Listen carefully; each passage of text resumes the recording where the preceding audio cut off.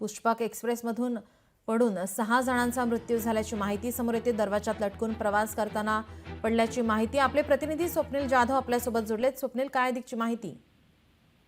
निलम, अधिक माहिती जर पाहिजे तर 9च्या सुमारास ही जी घटना घडली त्यावेळेला दिवा स्थानकावरती गर्दी झाली होती। एकूणच सकाळच्या पासून ज्या मध्य रेल्वेच्या ज्या लोकल वाहतूक होती ती पण कुठेतरी विलंबाने पाहायला मिळत होती। 3 ते 4 मिनिटं या लोकल वाहतूकमध्ये विलंब होत होता आणि याचमुळे कुठेतरी गर्दी ही दिवा स्टेशन असेल मध्य रेल्वेच्या स्थानकांवरती वाढताना पाहायला मिळाली होती। त्यातल्या दिवा स्थानकावरती नेहमीच गर्दी असते, त्यामुळे कुठेतरी लवकर ऑफिसला पोहोचण्याच्या चक्करमध्ये लवकर ऑफिसला पोहोचण्यासाठी काही प्रवासी जे आहेत ते लटकून प्रवास करताना पाहायला मिळतात। दररोजच हे प्रवास या रेल्वेने प्रवास करत असतात, त्यामुळे नियमित प्रवासी सुद्धा यामध्ये होते आणि काही नव्याने सुद्धा प्रवास करत होते। त्यामुळे एकूण कुठेतरी टोल गेल्यामुळे हात सुटला असा काही कारण या ठिकाणी बांधली जात आहेत। मात्र नक्कीच यामध्ये मध्य रेल्वेची काही माहिती समोर येते आणि जे जखमी आहेत या जखमींची सुद्धा त्यांना बरं वाटल्यानंतर चौकशी करण्यात येईल। त्यांच्याकडून अधिकची माहिती या घटनेबद्दल घेण्यात येईल आणि यावेळी नक्की काय घडलं आणि काय या ठिकाणी